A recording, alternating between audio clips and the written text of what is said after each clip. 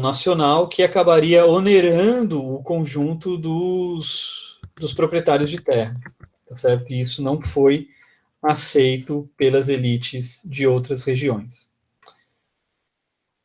Na década de 1880, né, o problema da imigração ganha independência, sendo resolvido pelos paulistas com recursos próprios ou verbas governamentais desvinculadas dos impostos sobre a terra. Então, um dos objetivos dessa reforma, que era justamente, ao tributar as terras, gerar recursos que poderiam ser utilizados para a atração de imigrantes. Então, isso também não aconteceu, porque os impostos nunca foram cobrados. E aí o resultado foi que na década de 1880, a província de São Paulo vai financiar com seus recursos a vinda de imigrantes, sem depender, portanto, nem do governo federal e depois sem depender também dos fazendeiros.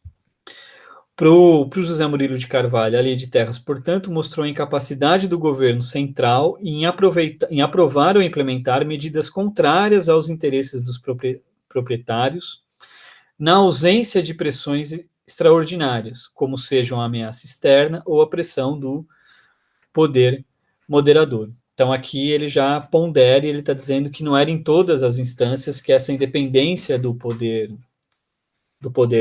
estatal, do poder imperial, conseguiu se impor sobre os proprietários, né? Mas, ainda assim, ele faz essa ressalva que ainda, mesmo que não tenha conseguido se impor aos proprietários, havia falta de unidade na concepção dos seus interesses, na concepção das soluções propostas, entre os próprios proprietários. Então, essa classe ela não era uma classe uniforme, tá? Dentro das suas demandas, dentro da percepção daquilo que lhe era necessário ou condição para a sua reprodução social. Tudo bem, gente?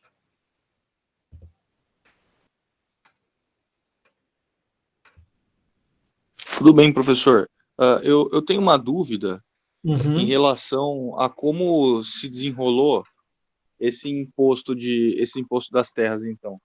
E como seria uma maneira ótima de aplicar esse imposto? Assim, será que existiria? Porque se você acaba tributando também pela produção, você acaba inibindo o aumento da produtividade, talvez. Então é Uhum. difícil pensar nisso.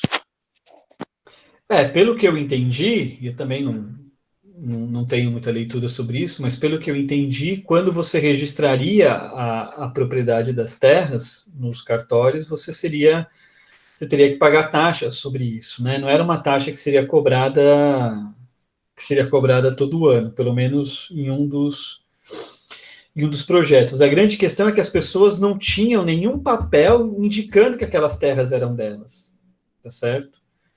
O que garantia, o que fazia as pessoas dizerem essa terra é minha, na verdade, era o poder de coação, era a violência, tá? Então, ele dá exemplo de grandes proprietários, né, proprietários que aparecem, não sei se vocês repararam, né, no Honório Carneto Leão, tá, que é uma figura importante do Império, um conservador. Tem texto, essa família é citada pelo Fragoso, tá? Essa família é citada lá como traficantes de escravos, como proprietários de engenhos de açúcar na região de Goitacazes, tá? Então eram gente que tinha terras desde a colônia, desde de fato das Sesmarias, mas que não tinham nenhum papel sobre isso, tá? E aí a ideia do registro e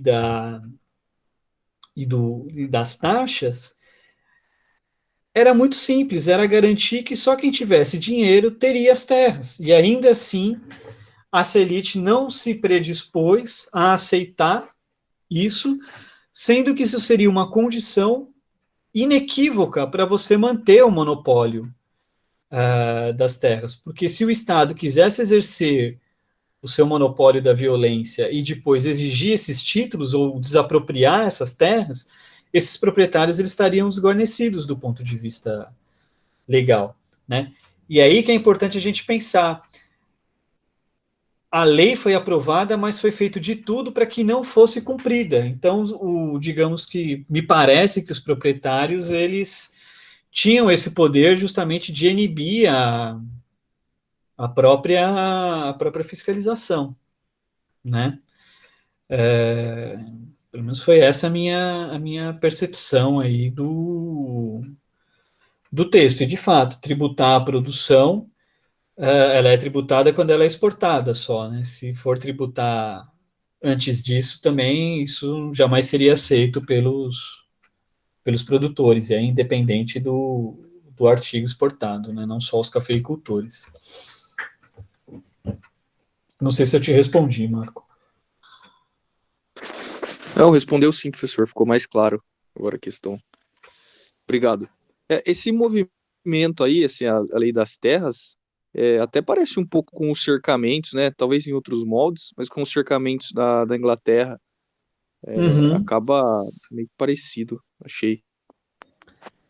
Por isso que a gente comentou dessa semelhança na análise, né? Dessa inspiração da análise, porque de fato o fundamento teórico é o mesmo, é tirar o acesso dos produtores à terra, né? E aí obrigá-los a vender a sua força de trabalho, né? E aí é isso, é cercar, é registrar, é dar um destino produtivo, né? Tudo isso que também, na verdade, o Brasil está fazendo isso, né? Não porque ele está lendo Marx, na verdade, é porque existe toda uma tradição legal construída na Inglaterra, né? Desde o século XVII, apoiando essas medidas, né? Então, o próprio Locke, no segundo tratado sobre o governo, né, que é o tratado que discute a propriedade da terra, ele diz: se a terra não é produtiva, se a terra não tem um destino produtivo, ela deve ser desapropriada e deve ser dada a quem consiga produzir. Tá? Então, lá no século XVII, já tem um cara dizendo que a propriedade da terra tem que estar condicionada ao uso produtivo. Tá? Isso se sobrepõe a qualquer direito de posse feudal, por exemplo, né? Então existe aí uma ampla legislação amparando, né, acho que é inspirado nessa legislação que eles vão propor essas medidas, né? E é até interessante pegar e reler os debates todos esses debates, tá, do Império, do Senado, tá tudo disponível no site da Câmara, tá? É só vocês, se vocês escreverem para o Senado ou para a Câmara dos Deputados, para o bibliotecário, para o arquivista falar, eu quero todos os debates sobre a lei de terras, vai passar 3 semanas, eles vão te mandar ou um CD na sua casa, ou todas as falas, as sessões onde isso é mencionado, tá? O Zé Murilo fez isso na unha, né? Pegou lá as atas e foi lendo, mas hoje em dia isso aí está tudo digitalizado, está tudo disponível. E pode ser um bom tema de pesquisa também. Tudo bem, gente?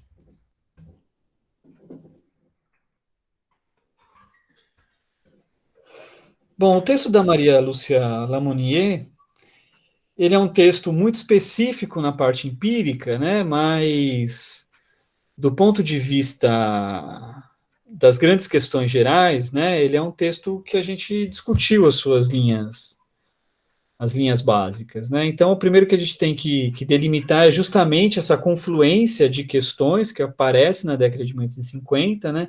Fim do tráfico, início da construção ferroviária, o código o código comercial que dá início ou que cria o arcabouço jurídico para a criação das grandes companhias, das sociedades por ações, das sociedades anônimas, das sociedades por comandita, né? Todos esses regimes de propriedade que acabam garantindo a reunião de capitais. Você tem também a expansão dos bancos, financiando uma série de atividades.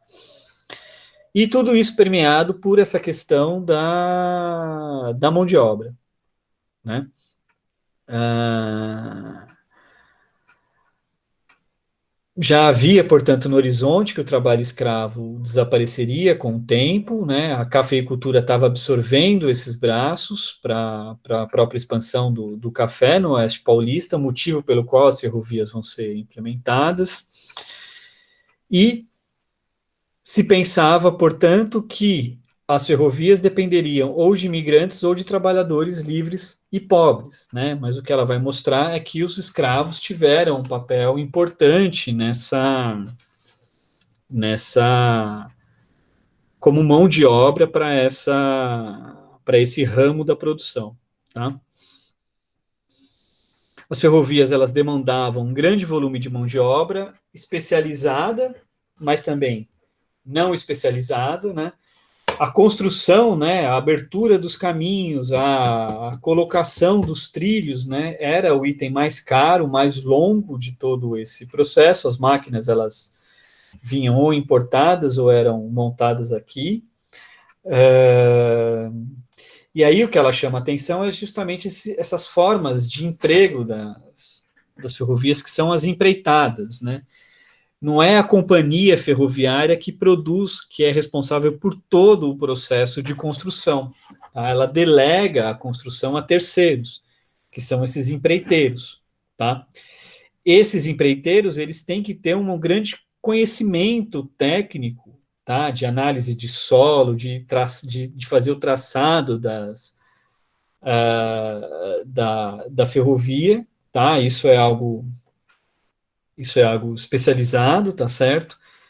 Mas eles também podiam subcontratar as pessoas que, uma vez feitas todas essas análises e esses projetos, iriam simplesmente derrubar madeira, cortar as árvores, colocar os dormentes e os trilhos, pregar, né, parafusar.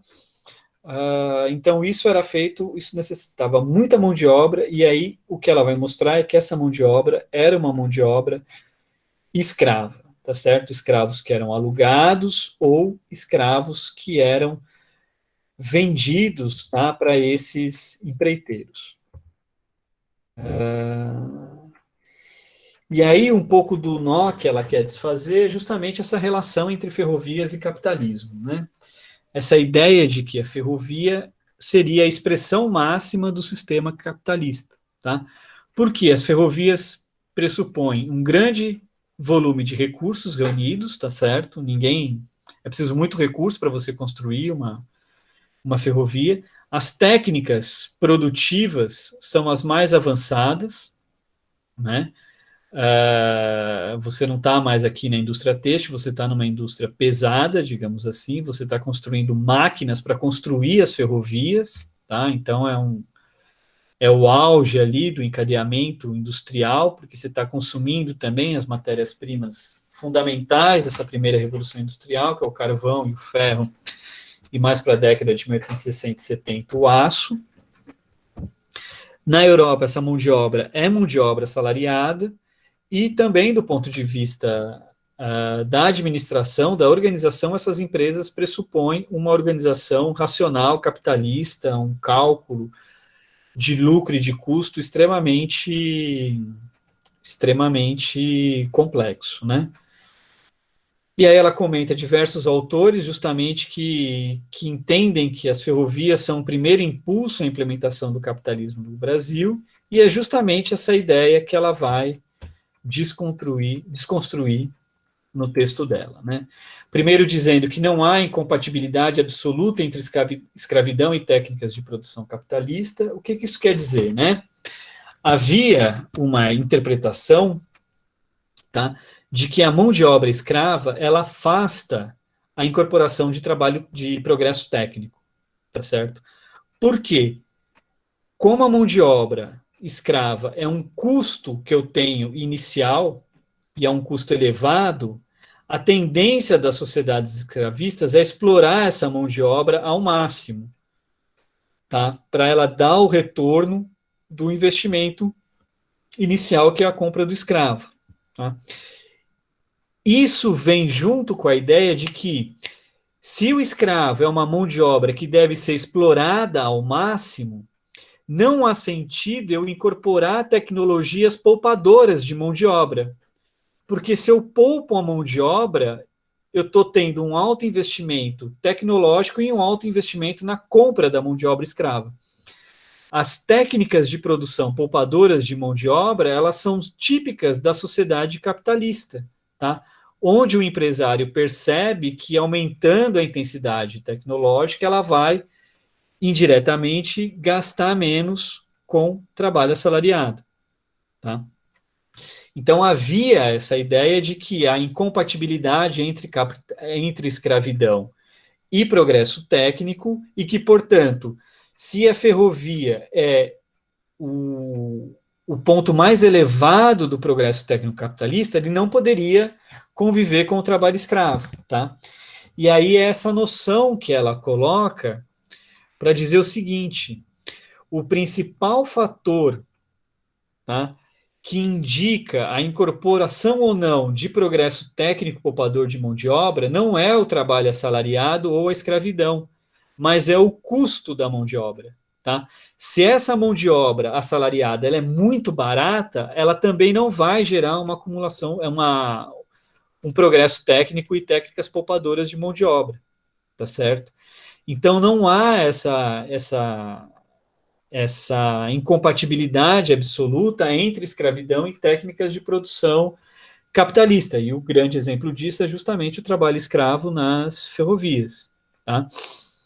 Por sua vez, a outra noção que ela retira é essa identificação em que as ferrovias só utilizariam o trabalho escravo. Né? Ela mostra toda uma legislação que proibia o trabalho escravo nas ferrovias, mas que não proibia o trabalho escravo pelos empreiteiros, porque os empreiteiros não eram empregados, porque os empreiteiros estavam numa longa cadeia, né, até chegar na responsabilidade do dono das ferrovias, né?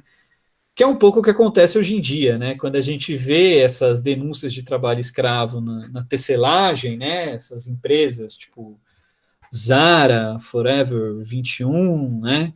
Usando o trabalho escravo, Renner, né? O argumento deles, olha, é que na verdade foi um trabalhador, foi uma empresa terceirizada que eu contratei que está usando o trabalho escravo. Eu mesmo não uso, né? Então a gente vê que as técnicas para isso, essa prática, ela é bem mais antiga, né? E aí a proposta das ferrovias previa a atração de imigrantes, né? Como que isso acontecia, né? As ferrovias, elas nunca foram um empreendimento completamente privado no Brasil, tá certo? Sempre o Estado entrou como sócio ou garantindo empréstimos ou lucratividade para que os investidores estrangeiros fizessem as ferrovias no Brasil, tá certo? Então, por exemplo, no Império, o Estado dava a garantia, acho que de 10% sobre o capital investido, de lucro sobre o capital investido para as ferrovias. Tá? Então, se implementasse a ferrovia e não tivesse um movimento de cargas, o Estado entraria com essa taxa de lucros, tá? Garantindo essa lucratividade. Isso significava o quê? Que por conta disso o Estado também podia impor uma série de dispositivos para disciplinar essas indústrias, né, essas companhias. E aí, a principal delas, não só a proibição do trabalho escravo, mas a preocupação também de atração de imigrantes, a preocupação de doar lotes de terra para esses imigrantes também, como uma forma de manter esses imigrantes no Brasil, tá, como trabalhadores após a construção, após o término da construção dessas ferrovias, tá? E aí o que ela mostra, que é mais interessante ainda, é que o emprego dos escravos, eles não eram só na construção ferroviária, mas também, né, nas rodovias, em obras públicas, na marinha. Então isso também era uma prática comum, o que ajuda ela a refutar essa identificação, tá? E aí a mesma coisa com o trabalho imigrante, né? Aí ela vai dizer que não é possível também uma identificação entre trabalho imigrante e o trabalho livre, porque esse trabalho era visto como um trabalho análogo da escravidão, e os contratos, as condições de trabalho também, a baixa remuneração, aproximava muito essas duas formas de trabalho, né?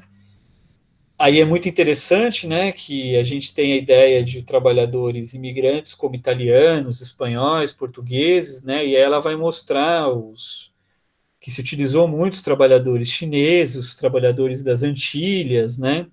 Eu não consegui pegar as fotografias, mas tem um livro sensacional, tá? É um dos livros mais incríveis que eu já li, que chama O Trem Fantasma. É de um historiador da Unicamp que chama Francisco Hardman, que é um livro que fala sobre a construção da estrada Madeira-Mamoré, no norte do país. E é um livro que ele traz muitas fotografias dos trabalhadores chineses, antilhanos, que vieram para trabalhar nessa rodovia, que na verdade foi uma rodovia que destruiu o território.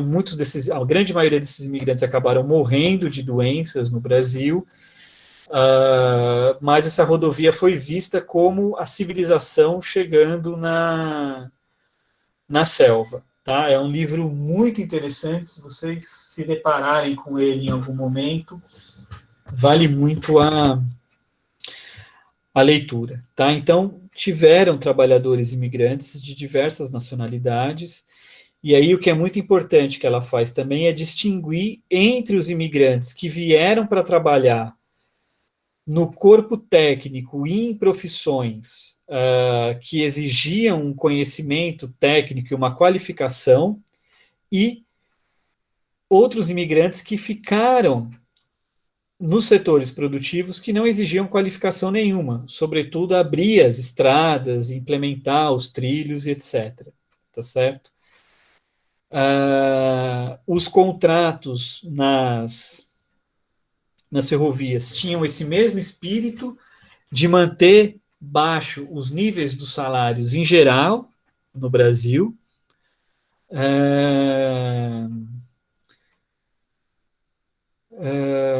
E também esses imigrantes, muitas vezes eles iam para as fazendas de café, e no período das entre-safras eles acabavam sendo recrutados por esses empreiteiros, ou eles abandonavam também as fazendas e iam trabalhar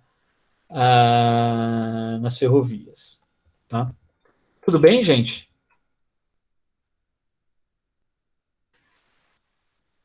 Então, assim, né, só para a gente formalizar um pouco, para os homens do século XIX, não havia essa ligação tão direta entre ferrovias, capitalismo e escravidão. Tá? O principal problema era assegurar a disponibilidade de braços para a construção das ferrovias a preços baixos. Para o governo, por sua vez, as ferrovias eram outra forma de estimular a vinda de imigrantes para o Brasil. As próprias concessões ferroviárias previam a permanência dos imigrantes e as possibilidades de trabalho na lavoura e em outras atividades. Tá? Ou seja, a incompatibilidade entre capitalismo e escravidão é uma construção teórica. Tá? E aí o que é muito interessante é que já existia na literatura nos anos 70, tá, uma percepção no Brasil de que existe uma complementaridade entre o trabalho livre no centro e a escravidão na periferia, tá? Que foi justamente a linha de pesquisa estabelecida pelo Florestan Fernandes na cadeira de Sociologia da USP, e os trabalhos do pessoal que fez o Seminário Marx. Tá? Então, o Fernando Novaes, o Fernando Henrique Cardoso, o Robert Schwartz, todos eles teorizaram que não há uma incompatibilidade entre capitalismo e escravidão no sistema como um todo, tá? Porque a escravidão na periferia e a produção de matérias-primas a baixo custo, matérias-primas e alimento a baixo custo na periferia, é fundamental para diminuir o custo da força de trabalho e da matéria-prima para as indústrias nos centros capitalistas. Tá? Então, ao contrário da tese dessa incompatibilidade, que é lá está no Adam Smith, mas parece também no Raymond Williams, Capitalismo e Escravidão, eles vão mostrar que há essa complementaridade, tá? A grande questão é que, no Brasil, mesmo os autores que leram, tá, o Novaes, o Fernando Henrique, o Florestan Fernandes, o Robert Schwartz e outros, eles ainda adotaram essa oposição entre capitalismo e escravidão no mesmo sistema produtivo, tá? Então, até então se pensava, capitalismo e escravidão não é incompatível quando a gente olha o sistema como um todo, um sistema centro-periferia. Mas quando a gente olha a produção capitalista, essa produção capitalista ela é incompatível com o trabalho assalariado. Óbvio, isso está no Marx. Né? A pré-condição para o capitalismo é a extração da mais-valia que depende do trabalho assalariado. Porém, né, não só nas ferrovias, mas em outras atividades econômicas no Brasil, por exemplo, a mineração, tá? A escravidão convivia com formas, com técnicas de produção e com sistemas produtivos típicos do capitalismo. Tá? E esse passo, a quebra dessa identidade é feita em um dos trabalhos importantes por isso, dos méritos do trabalho da Maria Lúcia Lamounier, é justamente mostrar que não há essa incompatibilidade, tá? Porque há atividades produtivas que permitem uma exploração não capitalista do excedente. Agora, o que é fundamental também é pensar que esse convívio da escravidão numa empresa capitalista se dá justamente porque existem formas de trabalho, tá, que podem ser exploradas de forma escravista ou análoga à escravidão, tá certo? Ou seja, nem sempre no capitalismo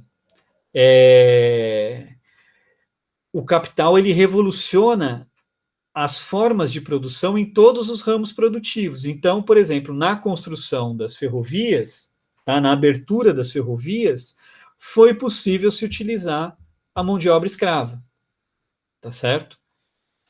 E aí o que eu acho que é mais interessante nisso tudo é que o próprio Marx sabia disso, tá certo? Já que vocês estão lendo Marx com a Débora, vocês leram também? Bom, eu não sou um grande leitor, conhecedor de Marx, tá, gente? Eu li o Capital uma vez, o livro um. Não li os três, não. Confesso para vocês. Mas o Marx, no capítulo 11 ou 12, que é um capítulo que ele está falando da construção da mais-valia, ele fala claramente, não é em todos os setores produtivos que a gente tem a revolução das forças produtivas, que a gente tem esse funcionamento da extração da mais-valia absoluta e da mais-valia relativa.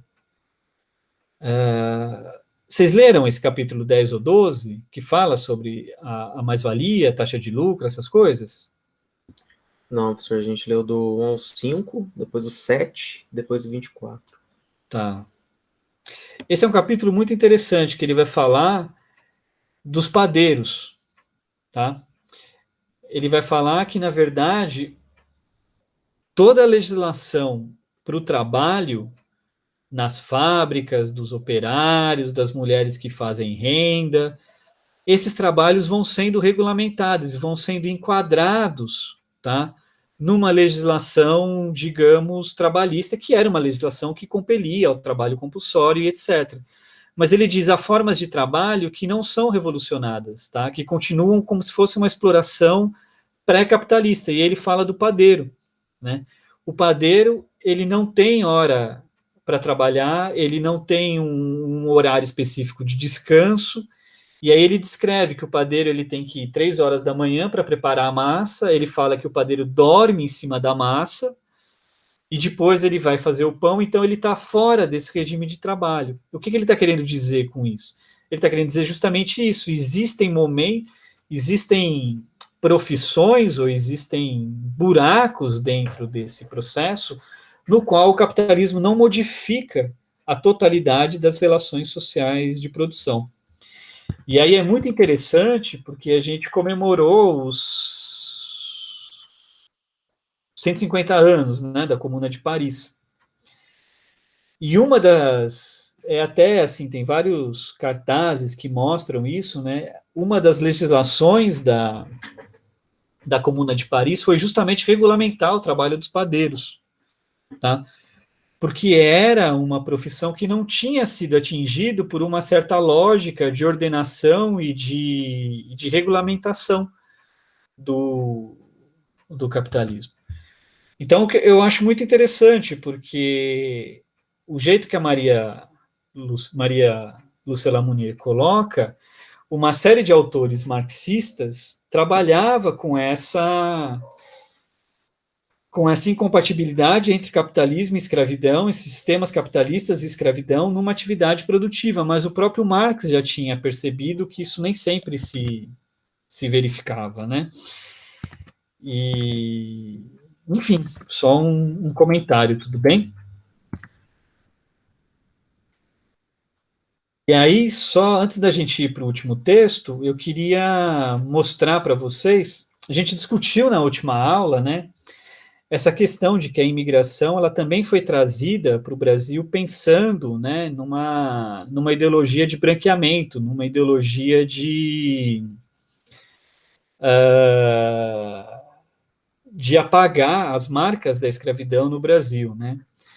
E aí eu estava lendo um livro sobre história da arte no Brasil e eu me deparei com esse quadro aqui, eu não sei se vocês conhecem.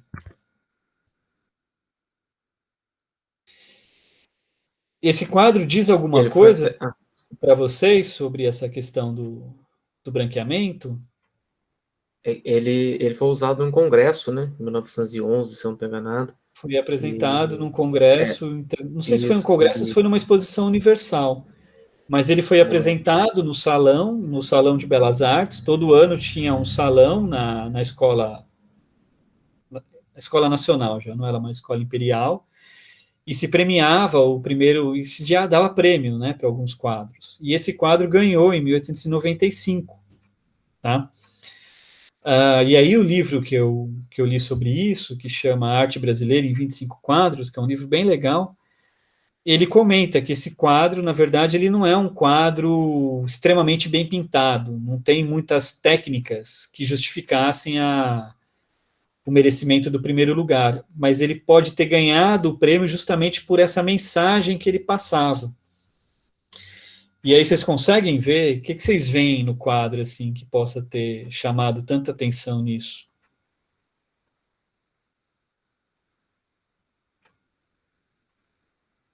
As diversas gerações, né?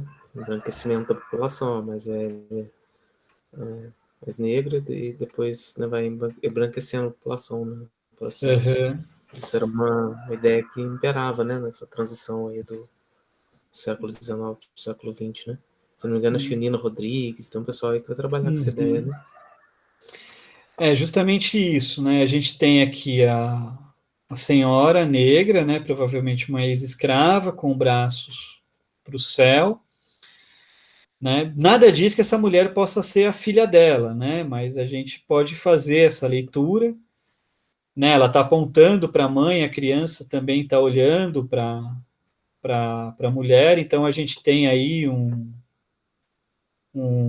conjunto de gestos, né? A mulher aponta para o céu, eles estão olhando aqui, estão apontando para ela, né? Isso seria talvez uma questão de afeto, né? E aí o quadro tem uma divisão aqui, né?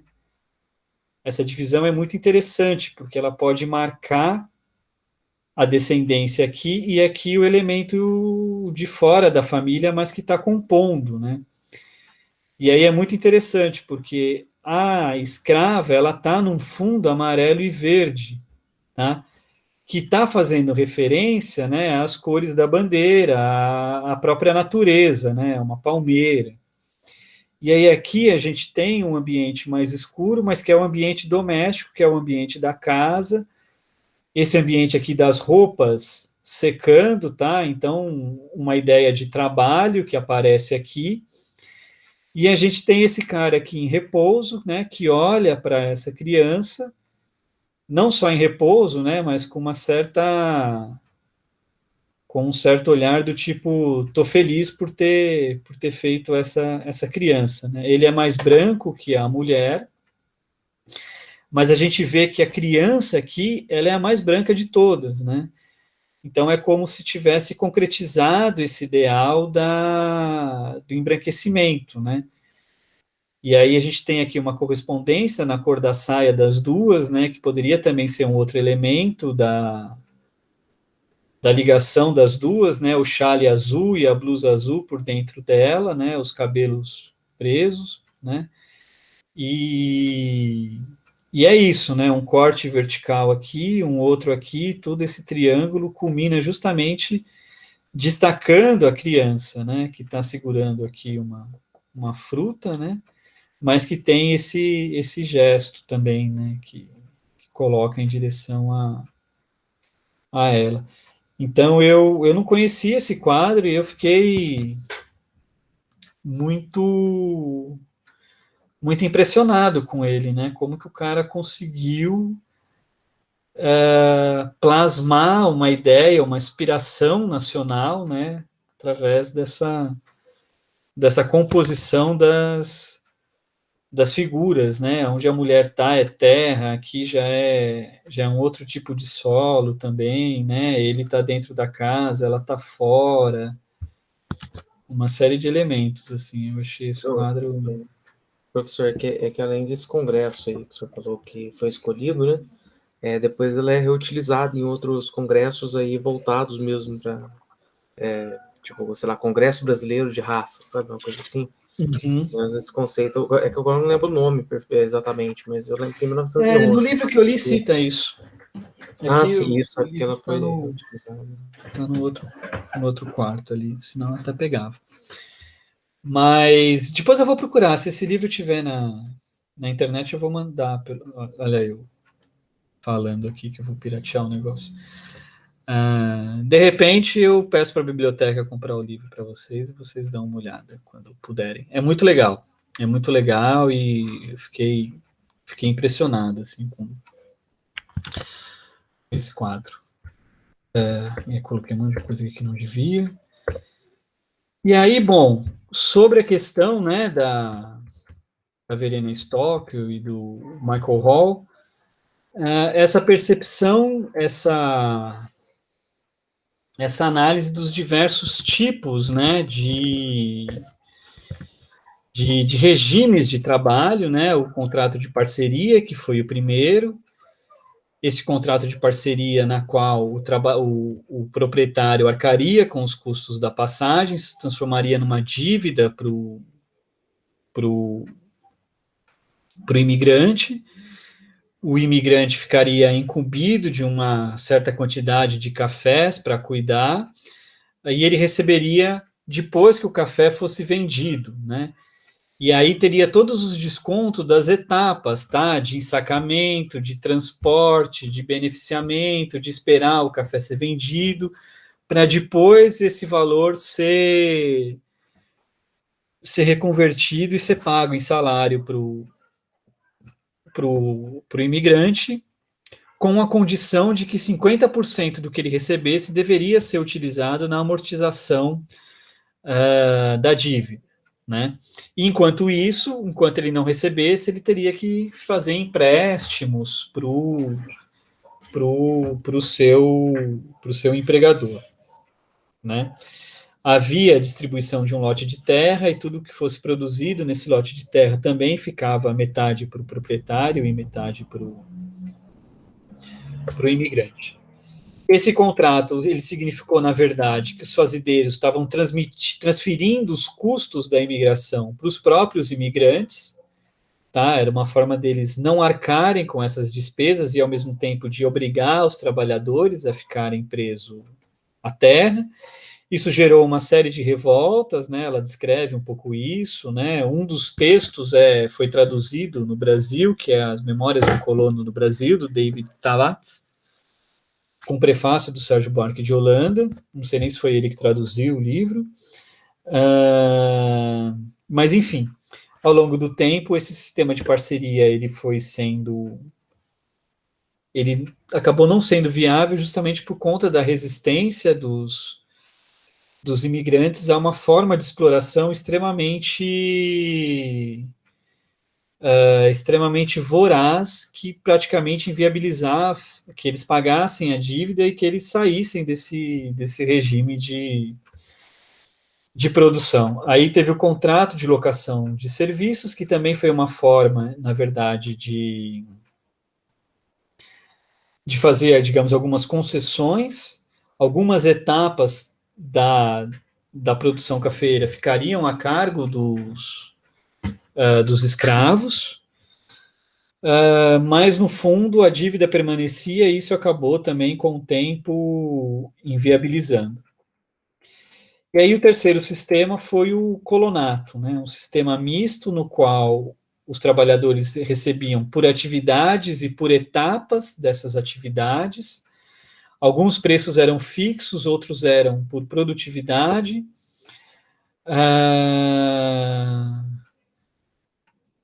E aí o pagamento dependia, né, na verdade, do número de cafezais que ele cuidasse, não do produto final, que foi um fator também que para os imigrantes acabou desestimulando o cuidado com o café e fez com que eles preferissem cuidar das suas próprias roças. Esse sistema foi tentado ali na década de 70, mas ainda assim ele não foi utilizado em grande escala. E aí a grande modificação se dá na década de 80, de fato, quando a abolição já está no horizonte e quando o Estado começa a encampar a imigração. O Estado de São Paulo a província de São Paulo passa ela a financiar a imigração. Então, quando você tira os custos da imigração dos cafeicultores e passa para o Estado, aí sim as coisas funcionam de uma forma adequada e a gente tem, de fato, essa intensificação da entrada dos imigrantes para o Brasil. Tá? A grande questão para a autora, né, é que os outros regimes antes do colonato, eles desestimulavam os imigrantes a trabalhar,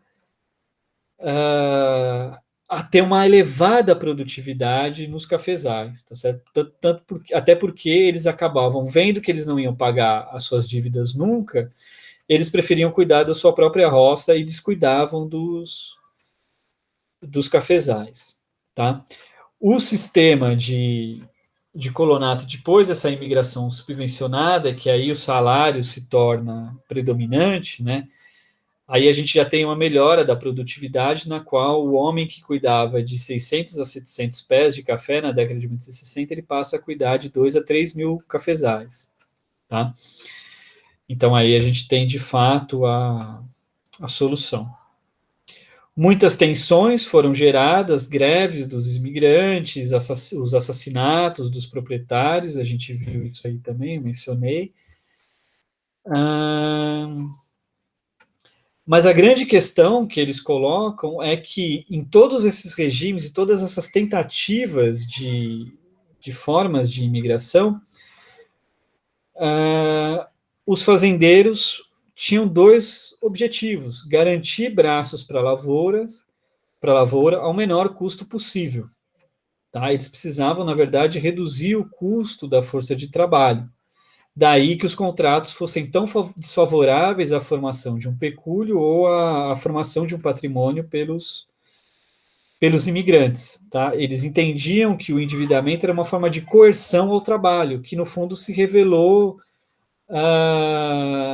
prejudicial a eles próprios, porque eles não conseguiam, de fato, obrigar os imigrantes a trabalhar bem nos cafezais, né? E aí essas discussões, né, da relação entre trabalho imigrante e trabalho assalariado, né, essa identificação direta, né, trabalho imigrante é igual trabalho assalariado, eles ocultam justamente essas peculiaridades dos contratos de trabalho, né? Tanto na parceria como no colonato, parte da subsistência do trabalhador vem dos lotes de terra que ele produz para si próprio, né? Então, o assalariamento dos trabalhadores na cafeicultura não foi completa, tá? Uma parte da subsistência era obtida pelo próprio trabalhador. Essa parcela monetária paga aos trabalhadores, que era menor do que a sua própria subsistência, foi o que garantiu uma acumulação de capital para os proprietários. Então, a forma como os proprietários conseguiram diminuir os seus custos com salário, tá, e mantendo uma elevada acumulação na produção cafeeira, foi monetizar apenas uma parte do pagamento e fazer com que os próprios trabalhadores obtivessem uma parte da sua cesta de alimentos no trabalho com a terra. Tá certo? Tudo bem, gente?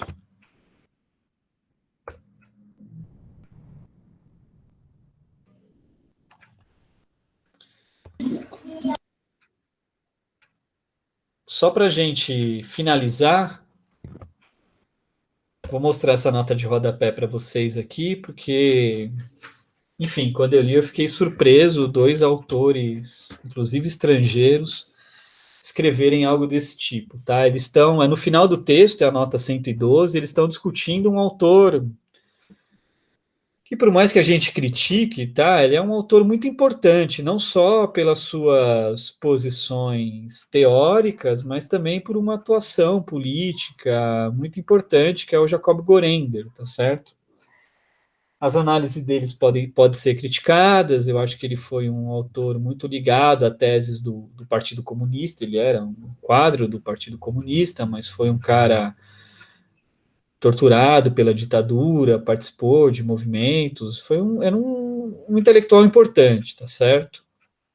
E aí ela está discutindo, né, eles estão discutindo uns trechos, né, uma classificação que o Gorender faz sobre o que seria, o que pode ser chamado de trabalho assalariado, né?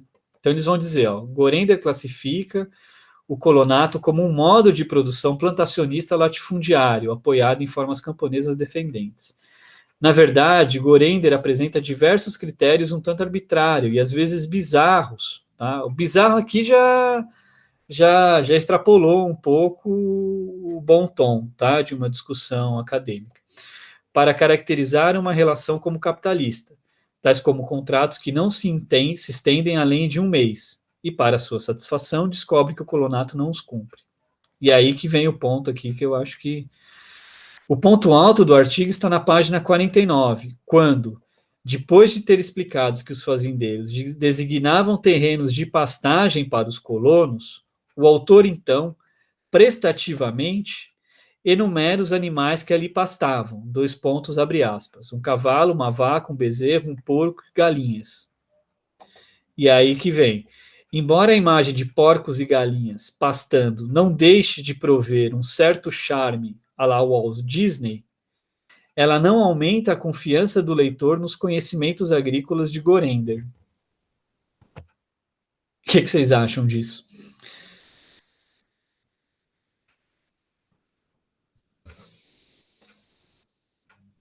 É bem ácido, né? Deselegante. Eu fiquei muito chocado quando eu li, tá? Porque... E é isso, né? Às vezes, tá, na escrita, você está escrevendo rápido, você não se dá muito conta, né? Você não fez uma revisão,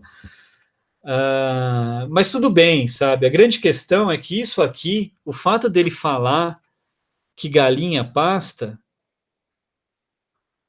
ele não depende da galinha pastar para o argumento dele ser válido ou não, entendeu? Isso aí claramente é um descuido, né? E quando você coloca um trecho desses, eu acho que você está sendo muito desrespeitoso com o autor, né?